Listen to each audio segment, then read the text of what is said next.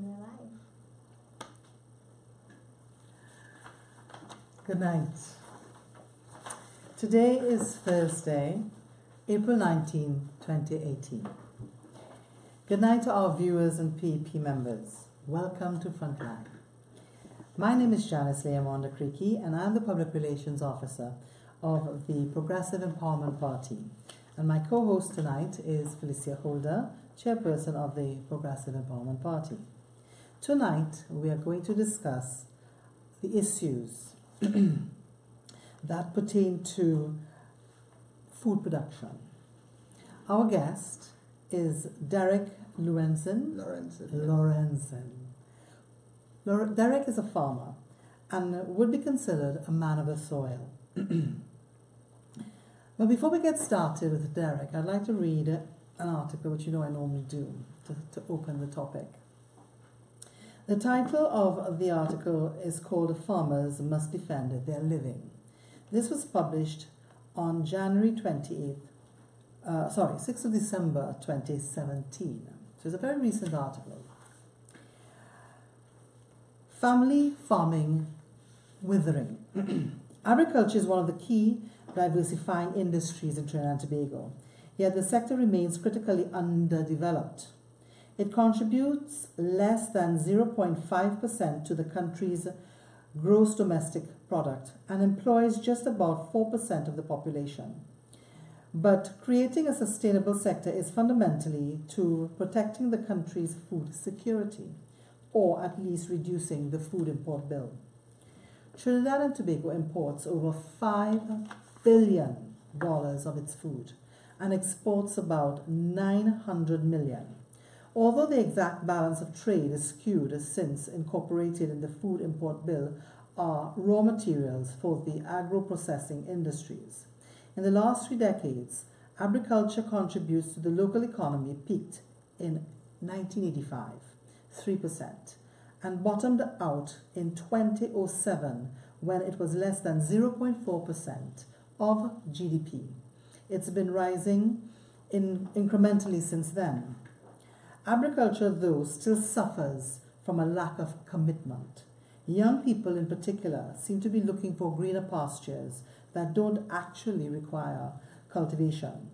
The Caribbean has long had a history of monoculture and plantation agriculture, but in rural communities, farms have traditionally been for subsistence and often run by families.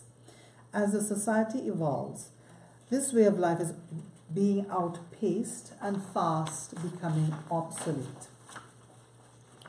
The number of family farms are declining, but not necessarily because of a lack of interest in the profession of food production. The challenges simply outweigh the benefit. This is a comment that was made by agricultural economist Omadath Miraj. The average farming family has had to adjust to everyday life, education, and other dreams and aspirations in keeping with trends in social mobility, including occupational and geographical shifts. Our current lifestyles are marked by utility bills, loan commitments, and other timelines which a complete reliance on smaller scale agriculture would not afford, he further said. A recent report by the Inter-American Institute for Cooperation in agriculture,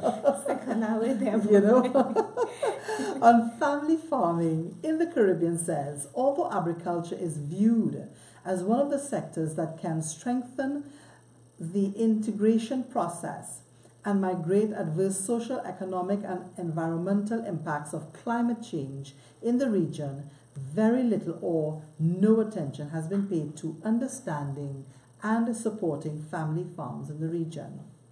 In CARICOM nations especially, IICA found the many shortcomings included: 1. A lack of institutional framework designed to guide the development of family farms. 2. A lack of appreciation and the undervaluing of the contribution of family farms by society and the governments. 3. Weak and uncoordinated economic, technological, social, and environmental policies supporting family farm development. 4. Lack of public policies to encourage youth and women to remain and work in rural areas. IICA suggested policies in the Caribbean need to be linked to family ownership, succession planning, and farming commitment. In Trinidad, settling outstanding state land tenure claims, a pivotal requirement in guaranteeing legitimacy is the Ministry of Agriculture's primary focus, but with 2,000 files still to be processed, some dating from as far back as 1946, family farmers often remain limbo regardless of their desire to farm. There was actually 20,000. Yeah. 20,000, not 2,000. Right, 20,000 I thought files. 2,000 was bad. Mhm. It is important to consider multiple and differentiated markets and demand points, for example, replacement of imports, organic agricultural production, tourism, high value agricultural production, and production for the West Indian diaspora. There is also a need for continued consumption and nutrition policy approaches that encourage families in the Caribbean to eat and drink locally, as well as integrated social and economic planning that promotes simultaneous policies for health, education, and agriculture, the report stated. The conversation must, however, begin with a clear understanding and definition of family farming in the local context. According to the Food and Agricultural Organization of the United Nations, it broadly refers to all related activities which is managed and operated by a family and predominantly reliant on family labor, including both men and women. Now, I'm not going to continue to read the whole article, but this is an article that I found on the Trinidad and Tobago News blog, and it was put there by the Food and Fuel Forum. Now, with respect to our topic, Derek, first question I would like to ask you is, how did you get into farming? Okay, well, first of all, while I was going to school, in even junior sec, senior sec, I used to spend all my holidays by my classmates, two of my special classmates, right? Mm-hmm. That was up in Piparo. Okay. And they were into farming, into agriculture in a big way. They had a lot of citrus farms, fruit trees, and being around there, from my youth, growing up in that, going there and spending all my holidays, my Christmas holidays, all my vacations I spent in Piparo on this farm. Okay. So from a little boy growing up with them, I began to see this as something that I would like to do for myself. Mm-hmm. Because I see food production, when a person can feed himself, Right. he doesn't have to be dependent on anybody else. Mm-hmm.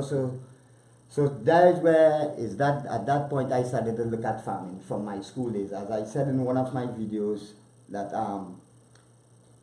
in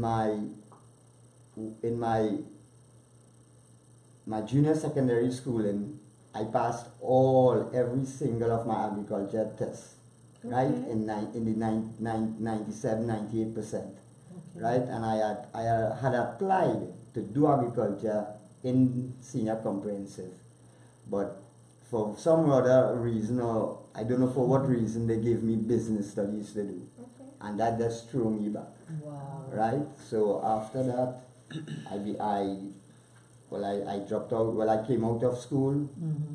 then go back to farming directly back. Right. Because after I married in 22 years ago, Right. I moved to Barapore and I started my own farming. I Okay. started to plant my in-laws, they have land, 6 acres of land. Mm-hmm. So we started to develop the land. I told them, I said, well, cane, they done away with cane. So we started to do fine crops, things like sweet peppers, pimentos, and these things. But one of the problems that we have in Barrackpore especially is the situation of pre-larcenies. Because you will plant your crops, you will mow your crops, you will spray your crops, and today you will say, okay, tomorrow I'm coming to reap my crop. And when you get up in the morning to go in your garden, everything is gone. Clear out. Wow. Yeah. That is rough. Yeah. That's a really beautiful story about how Yeah. you came to. And the worst part about it, if they come and they just pick the fruit off of the trees. Now look like, for example, like tomatoes. The first bearing of tomatoes, the bearing will be big, the tomatoes will be. After the second bearing, they will keep on dropping. But you will still get some form of income. Yeah. But what some of these thieves do, when they come, they're so busy that they're studying if the farmer will come and catch them on the land. So what they do, they root out the whole tomato plant, throw it in their farmer or their van or wherever they come with, and go with the whole tree. So when you get up in the morning, you will look at an acre land empty. You don't even have a sweet pepper tree or pimento tree or nothing on it. So you cannot say, well, okay, the thief this first bearing, I'll wait till the second bearing and I'll try at least to make back the money that I spend on my chemicals. So most of the people in Barrackpore right now, they're out of farming. Most of us, we are just going down and down, because when you call the police station and tell them about, well, look, your crops have been stolen, nobody does not. They're not taking Yeah, they're not taking that. They're not serious to them now. Right. Yeah. So is it then that your family, what would you consider to be your family that help you with your farming? My family, I mean. Is it just you alone No, doing it right now? my wife, my mother-in-law, my father-in-law. Well, may God bless his soul, he passed away now. One of my brother-in-law. Okay. And we used to hire 1 or 2 laborers to help us out. You know, like when we have to do plenty of the mowing or whatever. But right now, everything that's going down and down. We can't even get chemicals in the agro shops, the right chemicals to spray your crops. And Yeah. this is your main source of income, right? Well, right now it's a sideline because of how the agriculture sector has dropped so drastically in the past few years. You really, as a farmer, you really can depend on farming right now in Trinidad and Tobago. Because Very dependent. I was also about to ask, besides calling the police, what other measures can you put in place to ensure? The only measure that you could put in place to safeguard your crop, you have to build a shack in the farm itself and sleep there day and night. Wow. That is rough. And then when you sleep in there, you might be sleeping in a hammock or a bunk, and somebody might just come and tap you on your shoulder, and when you wake up, you see a big gun in your face. Well, I was about to say that. It's, Yeah. it's probably so dangerous. I mean, even if you scare away somebody, there's a chance that you can be harmed as well. So. Yes. That's right. Yeah. I know one of my friends, he was a sheep farmer, he had about 70 head of sheep, and some people came down in his farm, tied him up, as we say, they call it a hog tie, tied him up, stabbed him up, and left him there to bleed to death. His sister came down early in the morning to check on him and found him like that. Oh my goodness. And nobody was arrested or anything for that. He closed down his farm after that. Yeah, yeah. It's not very encouraging, is it? No. So let's go a little bit back to where you used to help out on your friend's farm. Yeah. Right? What would you say would be the biggest change you encountered during your farming years? So from that time to now, what are some of the changes that you would have noticed? Well, the only changes I have noticed is that this aquaponics thing is taking over the farming, because with aquaponics you don't need 5 or 10 acres of land. You know, you have a lot of land or 2 lots of land, you can grow a lot of crop in a short space of time with aquaponics. So this is the thing that is really most of the people are going, because with aquaponics, as I say, you could plant it, you could do this aquaponics right in your backyard. Correct. You understand? So it's safe, it's more feasible. Well, Derek, actually, one of the comments, and this is something that I want to get into more in the show, somebody just commented that you can set up perimeter alarms on the land Yeah.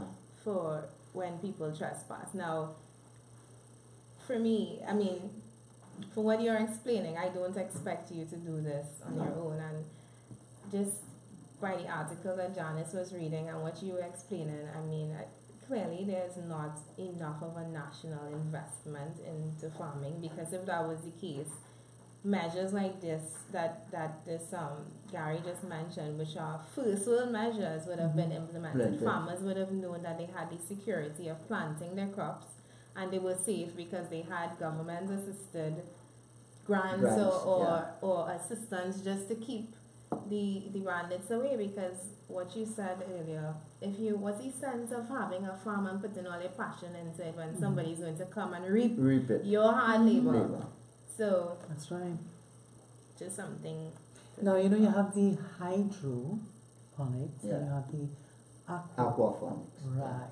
So which one are you looking at, the hydro or the aqua? I look at I am thinking about going into the aquaponics. Right. Yeah. Yes. Yes. Because that seems to be a lot less work, Yeah. and you don't have to necessarily use chemicals. Chemicals, yeah. But I think with the hydro, you still have to use chemicals. A lot of chemicals, yeah. Right. Right. Now, what about, you know, the whole thing now is that we're going organic. Yeah. So I guess too, the aqua would allow you to grow your food organically, Yes. which is what a lot more people want, because people really are very skeptical when they hear that they are eating vegetables that are heavily sprayed, you know, with pesticides. And I mean, it's not really good for you anyway. No. But that's something that's great. Now, perhaps the Ministry of Agriculture should be looking at aquaponics to encourage people to go back into farming. Yes. Because a lot of people have their backyards, and it is something that can be set up. And, you know, at least, as you say, you don't have to be going out, you know, to your acres and acres and of land, finding. yeah. And then, of course, if you're at My home, neighbor runs one in his yard, in his backyard from next to me, and it is not even a big setup. And he was trying to explain it to me one day, and I keep grasping it and then losing the concept. But every time I hear it again, I go, yeah, oh, that's what it does. But he has and is making an income from that small little setup that he has there. And even when Guido came on the show a couple of weeks ago, it's not that we don't have the good initiatives. That is one of the best, I would say, in terms of getting people involved in farming. It's just we're not seeing the effort being put and the investment and, you know, being made into it. yeah. Because right now, is there any grant that... No, nothing. Nothing. Nothing. Even now, a few years ago, when you would buy a waka or you would dig a pond on your land, if let me say you spend 100,000, they subsidize it, and you'll get back half of the money. No, you don't get back anything. If you taking a chance to dig a pond or buy a waka or buy a farmer, you're doing that at risk, knowing that 99% right now, there's a chance that you will not get back a cent subsidy from the government. Right. Nothing. The stats that you read were what? That less than 4% of the population is in Farming. Less than 4% of our Yeah. of the GDP. Of the GDP, our gross domestic product Yeah. Right. is from farming. And I saw somebody do a post the other day saying Trinidadians, we're so oblivious. World War III basically just started. Now, I mean, it has not been officially declared and stuff, but the person made a very important comment. The price of food is going to go up. That's right. It's In fact, going to go up I again. think that it has started. It has not. It has started because on 104.7, they were one of the announcers was talking about the fact that a lime is $3.75, and it's like, what? That is mind blowing because I used to have a lime tree, and the idea of paying for a lime, much less $3 for a lime. Yeah. I don't know. But actually, 2 months ago, one lime was selling $5 in Marabella Market. One lime. And a rough skim lemon was selling for $8 and $10. One lemon. And what caused causes that rise, Spike. that spike and fall? Like, at least locally, what causes that? Well, I could say it's lack. If there are, I would say lack of the product. Lack of the product. Rice. Because if the product is in abundance, look like sometime for the year you'll pay $4 or $5 a pound of tomatoes, and then sometimes for the year you'll have to pay $15 to $18 for the same pound of tomatoes. Yeah. Yeah, because remember, usually when they have their floods, when we have Yeah. floods in Trinidad, you find the prices go Well, up. yeah. So imagine if we can set crop targets, so we will never be in a short supply. And there's some fruit that and vegetables that they grow all throughout the year. Yeah. Some of them, obviously, you will need to put some planning into it to make sure that it is available. But the fact that something like a lime could end up being $5, and I could have sworn I saw it more expensive in a certain grocery. But who decides the price? Is it the farmer? How do you work out that one lime is going to cost you $5? Who makes that decision? Well, actually, the farmer. But I guess he would make that decision Based on when the he fact. go to the wholesale market, Yeah. he will walk around and he will see what the imported goods are selling for, and he will sell for his goods at the same price. Oh. Because if a lime is imported from, let me say, Guyana or any Caribbean country, and it's reaching here and selling for $5 or $6 so on, Yeah. and I have a lime tree home, I'm going to maximize on that. I'm going to get $5 or $6 for one lime, so my lime is going to be the same price. Yeah. And then that's the other thing, there's a very lax approach to, keeping the consumers and keeping price. Price Price control. control. Yeah. And it's ridiculous actually to a point where, you could go in a grocery and see things climbing. And was it you, Janice, who were telling me that they stopped, a grocery stopped putting prices on these shelves because somebody was telling me that they stopped putting prices on certain items. Yeah, that's true. Because, when the price, so that people wouldn't be able to compare. So you just go to the grocery and you go to the cash and then you hear the price of the item. Look at this next thing. When currently 1975 closed down, remember the government they started a program that they was giving the cane farmers one lot of land that is to build a house and 2 acres or 3 acres of land. You know what is going on right now with that situation? Most of the farmers, they are selling out the 2 acres. They are selling it out because there's nothing. You give people land, 2 acres of land, the same as farmland, and it have no water, it have no lights, it have no roads to get to this land.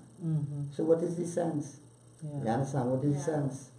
So most of the people, they are selling out the acres of land. So I mean, some people even selling the residential lots. Well, I was just about to ask, is that why we are seeing a spike in all those strip malls and stuff going up? Yes. Because look, on my job up there 2 days ago, one of my co-workers was saying that one of his close friends have 2 acres of currently land that they was granted by the government, and he said he carried one of his friends to purchase the land from him. Derek, one of the things that I remember with my drive to Barco, other than the bad roads. Yeah. That, Let me that's, go into yeah, that. other than Let me the stick bad up in roads, there. Let me stick up in there. Other than the bad roads, one thing I distinctly remember was the scenery and just how green and lush Beautiful. the greenery was, and I'm very, I don't plant or anything, but I like nature and I like trees and flowers and plants, and clearly the soil in Barco is some Fertile. rich, fertile soil If you eat pawpaw, from Barco. and you spit the seed on the ground in your yard, In next your 2 garden. weeks you coming back to eat pawpaw. Our land is so fertile, anything you drop on the land, any seed, you don't have to dig the ground in it, just drop the seed there, it will grow. So fertile our land is, but nothing is being done. Someone just said it's almost as if the government does not care about agriculture, which is true It's a fact. because if it is we had all of this fertile land, and that was a big topic this week in terms of food production and the price of a guava versus the price of an apple, and the fact that you could more readily access an apple in your grocery than a guava, and the fact that our breadfruit and sauerkraut and all these other things that grow so fertile here, why 0.04% of our GDP? Why isn't it higher? Why aren't we being encouraged? You said that you were given, and that's one of the things that immediately stuck with me. You was given business to study, and you see it happening all through the school system. It's like we're turning people away from agriculture. There's a stigma against it, and I honestly, if I was encouraged to that, I think I would have had my own little farm. I think so. Well, I think that it is obvious that the ministry is not doing very much to encourage the farmers, because I find that, based on the fact that we are spending so much money, what was the figure again? $5 billion. $5 billion of food we import. Could you imagine if we were growing that food? That is, and selling it. That is an income to come into the country to help with the economy. And that's a question that I have. Of that $5 billion, how many and how much of the things we are importing can be grown locally? I have a feeling it's everything. A bit. I believe everything. The only thing can grow here is apple and grapes. And then somebody prove them wrong and do that some years. Some people have grapes. Yeah, some people have grapevines. I remember I used to pick grapes. One of the things too is the growing of legumes, which is like chana, the different types of peas, red beans, and so on. Somebody was saying that because we use so much of that, why is it that we are not growing it? And that's another question. Why has nobody sat down and thought, okay, we obviously there's a need for this. Why, what is it going to take if we were to start looking at that as a form of trying to build our food production? Yeah.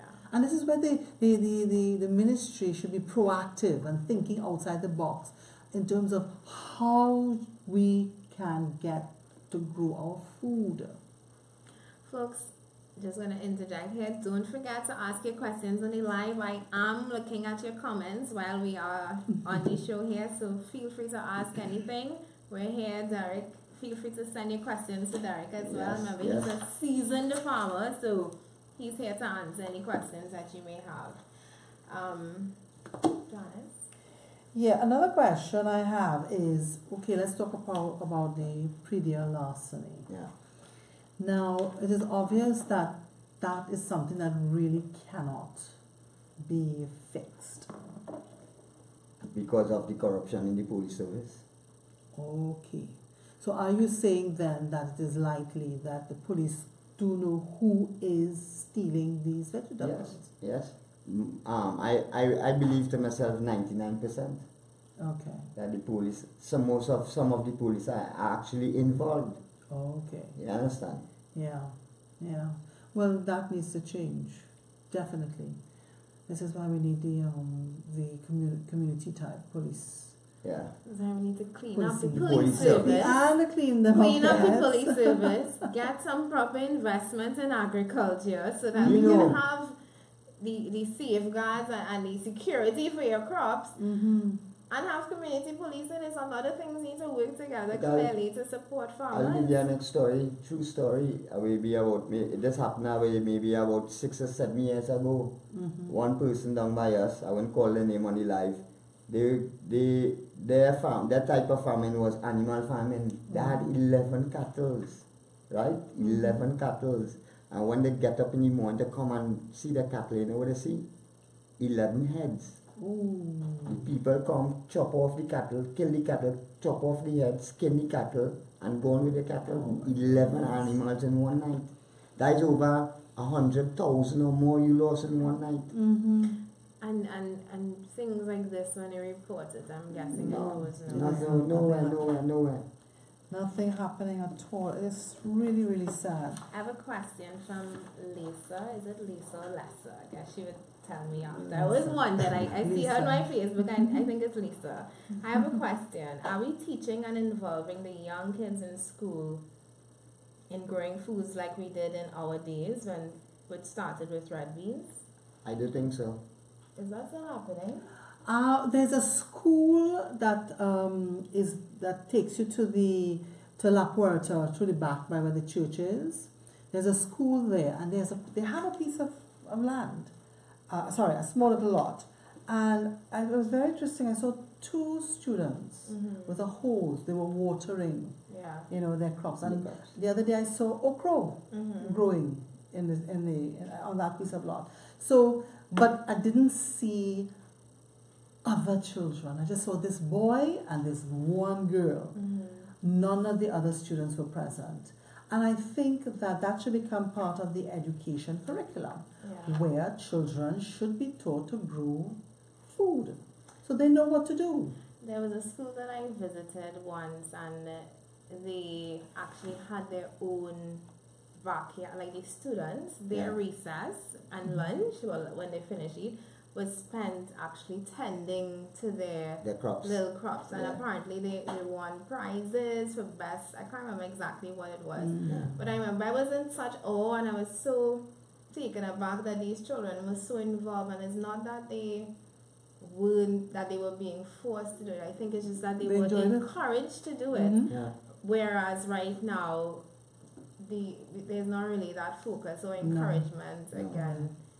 I remember when I was going to school, we used to have rabbits, we used to have goats, we used to have sheep, we used to have our kitchen garden, and all of these things, and we learning from planting the seed to reaping the crop. In school, I don't think it have anything like that right now, because most schools, when you look at the school, you don't see any farming or anything, you don't see no animal pens, nothing like that. The government, I'm done with agriculture in this country. And it's only, I believe, deep down in my heart, only if the Progressive Empowerment Party come back, get a chance to govern this country, we will become a food productive country in a short space of time, because all you have to do is plant the seed, Plant the seed, it will grow. And exactly that, we just need to plant the seed, plant the food. When I look at Dubai, I remember the Sheikh of Dubai used to say, build it and they will come. Build it and they will come. And we've seen it when Dubai put out a plan, a model of something that they're going to build, like when they was going to build the Palm Island. That's the model before they even started construction or laying one drop of sand in the sea. It was sold out. So if the Progressive, I believe if the Progressive Empowerment Party gets into government, we'll be food sustainable in a very short time, 6-7 months a year for the most. We'll have thousands of, zabuka trees, avocados, breadfruit. Look, Mr. Philip, all this information is shared in the public space. I never knew that breadfruit brings down the sugar level and control the sugar levels in your blood system, So much things we could do as a country to get away from this oil and this natural gas thing, but we need people with a vision. And I'm glad you segued into that. The world is turning towards green, clean, wind, solar, alternative energy, and we seem stuck in this boom oil and then depression phase. And I've been hearing, there are two things I've been hearing since I've been a child. One, constitutional reform, and two, that we need to diversify the economy. I am now... That's been going on for a long time. I am now nearing my 30s almost. And it's the same thing. Like, what has changed in the past? Nothing. And it's scary because I was mentioning earlier the World War III thing. And I mean, it's something we've been talking about for years and years. That, will there ever to be a World War III that crap was so great? Now it's becoming more the reality is, and I feel like we kind of going through like this in a state of a state like A we're in a trance. trance, like, oh, you know, this country is bombing that country, food prices might go up, you know, Yeah. oh, this might be World War III, but in reality, if this is another world war, and a subject I love to study in school was history, and they literally show you how history repeats itself. Itself. World War One started with some drama. What resulted? People did not have food, prices went up. World War II, same thing. What do we honestly think is going to happen if a war were really to break out? And what would really happen to us? Where 0.4% of our economy, of our GDP is from farming and agriculture, and where we are importing $5 billion a year in food. That is madness. We will literally be the ones having to jump fences and and rob farmers. Farmers, yeah. Clearly, we are not doing enough to sustain ourselves, and that is a really scary thought. It is. I think too that, you know, one of the things that happen to farmers is flooding. Yeah. Right? Now, if they were to go into the aquaponics, that whole trauma of losing all your crops to flooding and so on is over. Yeah. Right? The solutions are there, you know. I know the solutions are there, It's but like frustrating. nobody is doing anything about it, and we need to have, you know, the powers that be to start thinking that we need to start doing something, because, you know, we really cannot afford, you know, to be caught in a situation, and you know, like how some people just wait and they wait and they wait, and then all of a sudden it's like, oh my God, it has finally arrived, and everybody's walking around headless because they don't know what to do or what, you know, how are they going to pay for food. So I would like to encourage anybody watching us tonight to start your own homegrown vegetable garden. Potatoes, carrots, baigan, you know, green peppers, whatever. Because you might end up having to feed your neighborhood. Yeah. You know? Yeah. We really need to start looking at those sorts of things, really. And it doesn't take that much. Because someone was saying, you know, there are lots of YouTube or even on Facebook, you see these videos where they're growing like potatoes in a normal plant pot. Yeah. You don't need no big set of, you know, equipment or barrels or anything like that. Right? So we need to start thinking along those lines. One of the main crop that most of the people from my area in Barapa is growing right now is cassava. Because cassava has a demand on the open market. Okay. Because they use it for, well, mostly cause making cassava chips and plenty of things. So those things don't get stolen? Well, cassava is a very hard thing to go and teeth. Well, yeah, 'cause You have to dig it out. You understand? So it's a very hard and difficult crop to reap. So to teeth it even will be more hard because if they have to teeth it, you have to go in the night to teeth it. That's Yeah. right. So you don't really get people teeth People their don't like cassava. hard work. Yeah, they don't like hard I was work. about to say you have to be really dedicated to want to go and Steal cassava. Yeah. Oh dear. So what is the hardest part of farming for you? Well, the hardest part, The hardest thing. what do you mean, work-wise? Work-wise, the hardest part tending to your farm. is molding the plants then, because that's a back-breaking thing. And when you put down, let me say, 1,000 or 2,000 head of sweet peppers or pimentos, and you have to go and mold all of that. That's a lot of work. Now when you say mold, what do you mean? Okay, when you plant the plant, right? Maybe in a week, 2 weeks time, you have to mold it up. Take the dirt from around it and keep on molding up the plant. Okay, So because I have this plant so and it's at the all of a root. sudden it's bending to one side. And when I looked in the pot, the roots of it are They're exposed. right. So you have to keep on molding, bringing up the dirt around it. And that means you also have to dig up the soil as Yes, well to yes, loosen the soil. loosen the soil. And then you can mold it Yeah. and I think I Well, have to most loosen people soil as like well. who are farmers and who can afford right now to plow the land or rotovate it, you will not even have to do any kind of digging to mold it. It will be easy. The dirt will be Yes. loose. Yes. But most people, since Kaini 1975 closed down for whatever reason, I don't know why they closed it down. Anyway, we know why, right? Too much teeth in. But most people sell out the farmers. The farmers.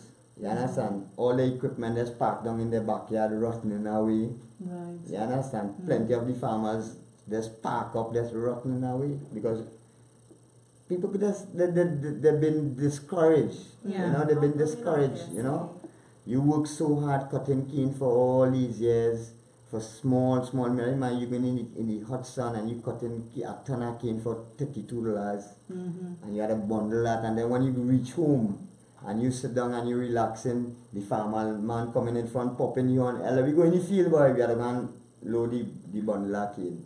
So your whole days be tied up, and most of the farmers, most of the cane cutters, after Kaini 1975 Limited closed down, they was left on the breadline. Left on the breadline. Thousands, tens of thousands of people. I remember as a child when I remember this was I heard this happening, and I can ask now because I didn't understand then, but there was no transition plan or anything. For Kaini 1970, nothing. So okay, you're not cutting cane anymore. You'd be doing this, no? Yeah, nothing. They just closed down. They just shut down the company. Shut it down, and they talk about, okay, all the farmers, then they will give them 2 acres of farming land, and they will give them a lot of residential land. But what is the sense you giving the people the land and you're not bringing in any equipment to help the people them to develop the land? Yeah. You're not putting lights, you're not putting water, you're not putting roads. Yeah. You can't get chemicals, you can't get seedlings. Because you have 2 acres of land to plant. You want to plant a lot of that 2 acres. If you go in, you're into farming, you want to plant the 2 acres when you want, you must see 2 acres of greenery, of crops. But you can't even get chemicals in the agro shops. You can't even get chemicals. Much less the seedlings. Now you indicated earlier, of course, that you don't get any subsidies from the government. No. That is really sad. What do you think the government should do to help the farming industry? If you, let's say, got into power tomorrow and we put you as Minister of Agriculture, what would be some of the initiatives that you would bring to the farmers? Well, first of all, I will look at all the registered farmers first. I will bring them in first. Well, that's why I am so deeply rooted in this Progressive Empowerment Party because of the policies. I mean, the first thing, if I'm Minister of Agriculture or Minister of Food Production, the first thing I do a food index. See how much potato, how much cucumbers, how much sweet peppers Trinidadians will use on a daily or monthly basis. And we bring in the farmers, okay, what you want to grow, and you give them, you supply them with everything. I mean, when somebody going into a business, like right now, we can't go to the bank to get any foreign exchange or anything, US to buy anything. But if the government supplying you with everything, we bring in the people, okay, we need 20,000 pounds of potato on a monthly basis. Can you produce that? If you could produce that and you're reaching to that standard, then we give another acre of land, provide you with the chemicals, provide you with the... And the thing about it, you give one farmer that opportunity, you know how much of labor and how much of work you're going to create for other people. Because one person can go and mow an acre of potato, an acre of baigan or anything. He need workers. That's right. So automatically, when you open up farming back to the population, thousands and thousands of people will be employed. They will be employed. So you do a food index, you know where you want to grow, and once you reach into that standard, we keep on increasing you, yes, and we keep on giving you incentives to go forward. Not only that, I think you need to have quite a few inspectors to go and see what people are doing with the land.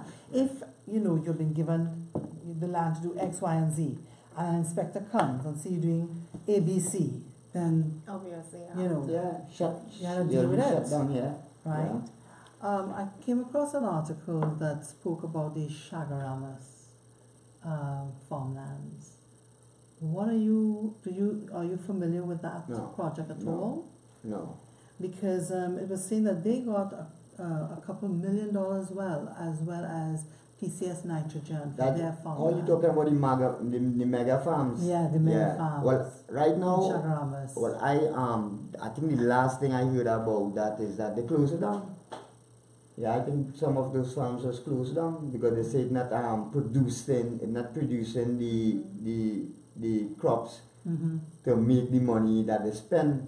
But I don't know. I don't know if I have the wrong information. But I think I heard that the government never really started that project. Was the World Food, Okay, one Yeah. of the UN yeah, organizations. that they funded those mega programs, and now I believe that most of those programs are shut down. They're not planting anything. Well, else I know for- PCS Nitrogen is still doing their farmland Yeah. projects because I went there one day to do a course in learning how to grow your home vegetables, and I mean they have a really fabulous spread there. Yeah. And what they do is, from what I understand, is when they pick the vegetables and so on, they sell it to staff of the company, Only staff. only staff, and people who go there to do the various courses. Course. Okay. Yeah. Someone just said, what has destroyed farmers back in the days? Basically, everyone grew the same produce, which feeds into what you were saying. Yeah.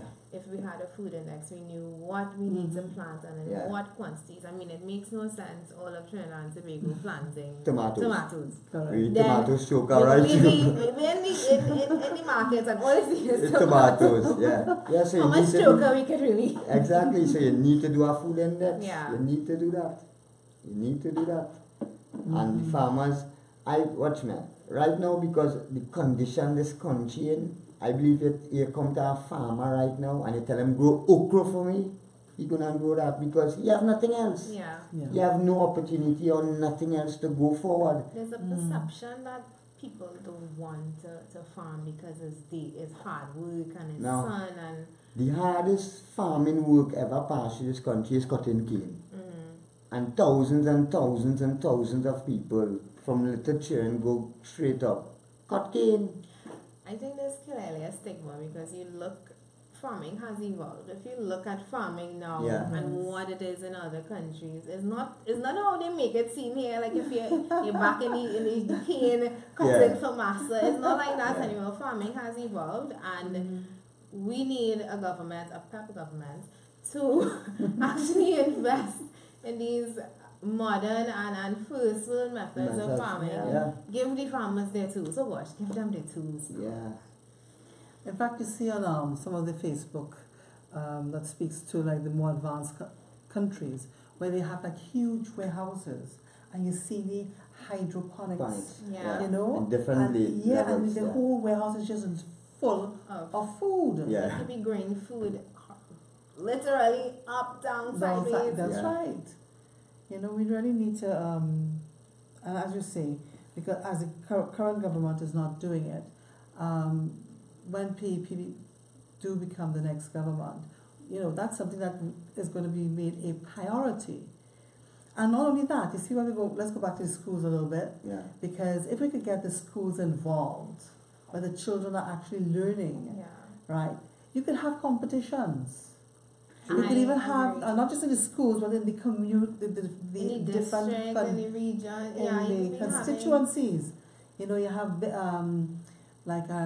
you have big competitions, and everybody bring to see who's grown the biggest pumpkin, Yes. or the longest melon jam, Yeah. or the longest cucumber. And I think You read this tomato. That's like the right. school that Yeah. I was telling you guys about, it happens, but just on such a small, because the Small school, and scale. I won't single them out, but they were largely unfunded, and actually they were unfunded. The money they made was from the produce that they sold. So imagine if they could have gotten the support and the encouragement from a program like Yes. that, where we encourage and we bring farming, because not every child wants to grow up to be a doctor, not every child wants to be a An lawyer, engineer. not every child wants to be an engineer. Some children really, they're different and they want to be involved in these things, but we stifle them. Look at next thing. I can't understand in this country the amount of chicken farms we have in Trinidad and Tobago, and we had to be paying $10 and $12 a pound of chicken, processed chicken, dead weight chicken. You paying up to $10, $12 a pound, and the amount of chicken farms we have in Trinidad and Tobago, where one farm, one pen is good 10, 20,000 head of birds, you know. So where are the chicken going? I mean, Where are they going? Where they going? Because why is it we are paying such a large price or high Yeah. price for chicken when you have these farms growing the chicken? So who's buying those chickens? Well, I believe most of those chickens are sold back right here in Trinidad, but why the price of chicken is so high is because of the cost of importing the feed, the material to make the feed for the chickens. Yes, and it is a very, very costly. Remember, everything was raised. Every time budget comes, they keep on raising the taxes on importing Right. these things. So, And that is where they need the subsidies. Yeah. Subsidies to help with that. I remember there was a guy who used to have a little it was like a little shed, and he would bring his chickens and he would kill them there on the spot. yeah. And then he would bag it, and he would put it out on the countertop. And I remember going in and I would buy 30 chickens, a chicken a day, Yeah. you know. And he used to just love me. 30 chicken one time? Yes. And I would Yeah. tell, I would pass and say, okay, I'll pass it back in the next hour. I want my usual, the 30 chickens. And then and it was cheap. So buying 30 chickens was nothing, Nothing, yeah. you know. But now I can't do that. I see No. we have 7 minutes. I don't know where the time went. Wow. But a question I wanted to ask before we wrap up: if I wanted to get into farming, how would I go about acquiring The land. the land? Land. Well, the easiest way right now is you can't go to the government, right? You can't go to them. The easiest way to get a parcel of land to do agriculture is to look for somebody who's selling a piece of land, their own private land. Because where my house situated, across from my house, it have about, I estimate maybe about 300 to 400 acres of land that used to go cane, and all it going right now is razor grass. And you can't go and put nothing there. If you go and you start a planting, the government come and they will bulldoze it down. They will grade it away because they don't want nobody planting on the land. Also, the land belongs to the The government. government is carrying the land. It's carrying the Oh, land. right, okay. As you say that, a friend of mine was telling me today that some real estate agency is selling a couple acres of land. Land. And they want like about $22 million for this. Wait, property. agriculture land? It's supposed to be agricultural land, but the thing is, what people don't know is that the pipes, the gas lines are Run running there. through the land. So you can't go and put up no housing complex No. on top of the pipes. Yeah. No. You see, and when she was saying that there were people who were asking questions about this property, and no answers were forthcoming. They wouldn't tell you who owned the land, one, right? And then of course they wouldn't answer the question as to the fact that you do have the pipelines running through the land. So you now go in your ignorance to purchase this land, and next thing you just left with it. You can't do anything with it. You see? Sad. It is very sad, very sad. And again, there is going to be, when the PP comes into government, there will be a proper system which will deal with the giving out of land, having inspectors coming to check to make sure that you're doing what you say you're going to be doing, right? The subsidies in place to help farmers buy the different feeds and the chemicals and whatever else. Yeah. But you know what I would like to see is more of the organic planting to be done. Yeah. let's try and ease ourselves away from the chemicals. Yeah. Because one of your comments, when you pass a stall with vegetables in the country, they would say to you, you'll say to yourself, I wonder if those vegetables would be the type that he would feed his family, because I understand that what he feeds his family is not what he sells to the public. Yeah. So that, you're kind of in between terms. Should I stop? Should I stop? Should I stop? Look, here what? Let me go to the supermarket, huh? Oh dear. Well, Derek, it has certainly been a pleasure having you on Frontline. You have educated our viewers and our PP members with this whole thing on agriculture. Yeah. And, please feel free to continue putting your questions on the live so that at least we can go back and take a look and probably address your questions when we do our next show next week, Thursday. I would like to invite members to tell their family and friends about our regular meetings, employee screening for the job seekers and housing initiatives. Every Saturday from 12 noon at 19 Stanmore Avenue, Port of Spain. Come and add your voice to the frank and open discussion and express your opinions. Executives of the party will be there to answer any questions you may have. I must tell you, last week Saturday, the cottage meeting that we had here at 19 Stanmore Avenue was absolutely awesome. It was. That open mic session. Yes. It was intimate, it was cozy, it was like people, it felt like a real open mic session. We have to definitely do more of those for the rest of and the I think year. people felt comfortable being able to stand at the mic and ask their questions. Yeah. Sometimes you go to a cottage meeting and nobody wants to say a word. True. But ours was very interactive. Once the ball got rolling, people were, I remember I came inside and when I looked outside, I saw people were good, making their contributions. Correct. It was lovely. Don't forget that you can become a volunteer and can serve on any of our committees or teams that include the National Executive, Constituency Executive, Constituency Representative, Youth Arm, Gender Arm, Security Team, or Events Committee. Why do we want you to volunteer, or why should you volunteer? We believe that citizens should have a say in how they are governed.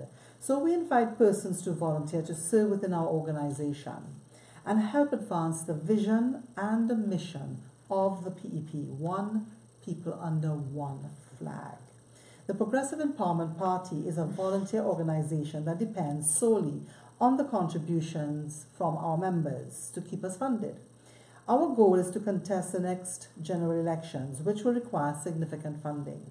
The PEP is guided by principles of transparency and accountability, and we assure you that your generosity will be used solely for the advancement of the organization as we work our way towards a better Trinidad and Tobago. The Progressive Empowerment Party will be working for you and to ensure that no citizen is left behind. Become a financial member. This Saturday, 21st of April, we will be having a cottage meeting which is going to be held at JRD Conference Center, 34 St. Croix Road, Princestown, from 2 p.m. Bring your family and friends to add your voice again to the conversation.